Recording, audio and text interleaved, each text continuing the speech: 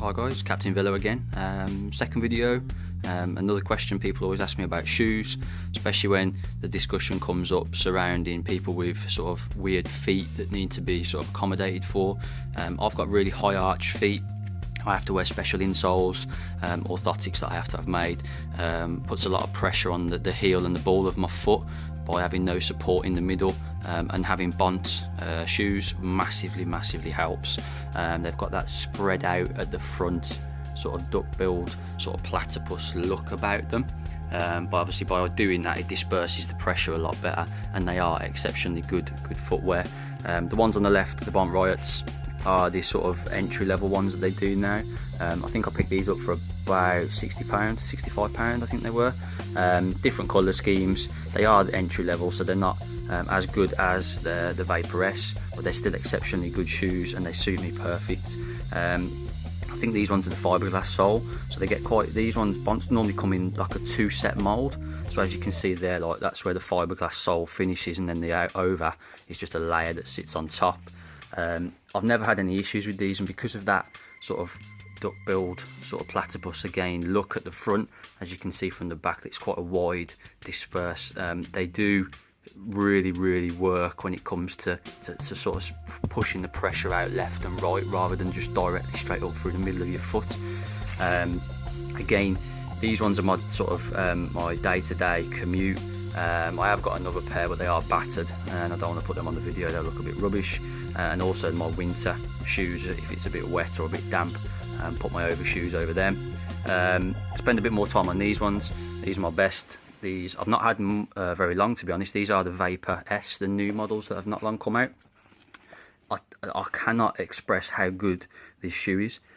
They're a bit on the pricey side when you get them standard. I think their normal price RRP is just a tad over £300. Myself, I could never really justify spending £300 on shoes. These ones came in on there was a sale on the internet, and they came in well under 200. So yeah, I saw them as a bit of a steal. These, instead of fiberglass soles on the Riots, these Vaypor S's come with a full carbon sole, and again, really high mould. You can see it just as I'm pressing it down there, and then this layer just comes over the top. They are exceptionally lightweight. I haven't got the figure directly how heavy or light they are, but you'll be able to find it on the internet. This one's, I wear 44 in the Vaypor S and 43 in the Riots, but they are very good. The BOA system's exceptional. When I'm riding, you hardly feel anything. I've had a few different types of shoes over the years. I've had different types of Mavic, and the top end ones I've had different types of those, and they are very good shoes, but again, they don't help me personally because of my type of feet. And again, when people say to me, oh, they look pretty cool, or what do you use, you said you've had bad feet and so on, and I explain these are by far the best things you can get if you've got some sort of foot problem, in my opinion, because they do work. Heat moldable, so you can put them in the oven, couple of sort of 10-15 minutes on 70 degrees, I think it is, Fahrenheit that is. Obviously you don't want to cook them, but yeah, again, the moldable, putting your insoles in them, being able to the BOA system, being able to adjust slight touches here and there. Again, other people that have got BOA systems, you will find that, again, it is exceptionally good for little tweaks here and there. Again, on the Riots with the clasp, as you can see on these ones, they are good, but you might just over tighten and it just doesn't feel quite right. The Vaypor S, you can hardly feel. They're exceptionally light. They disperse the pressure fantastically, and this BOA system at the top does not sort of over tighten to the point where you feel like it's squashing your foot. The only thing I can find so far that they feel a bit fragile because they're so light, but obviously only time will tell how I'll get on and how they'll stay together. A lot of the pros that do use these, they say that they last a long time, so fingers crossed they'll do that for me as well.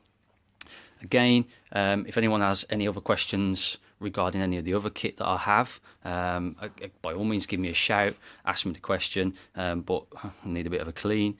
But yeah, hopefully these are a little bit more informative. It gives you a bit of a better look at the actual shoe itself rather than just looking at a picture on the internet, and my own personal opinion on them. Not that I'm world renowned for my opinion, but hopefully, fingers crossed, it just helps that one person make that better decision on their footwear.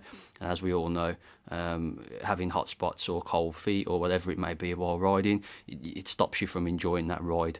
So hopefully, fingers crossed, this extra little bit of a video will help someone make that decision. Cheers, take care.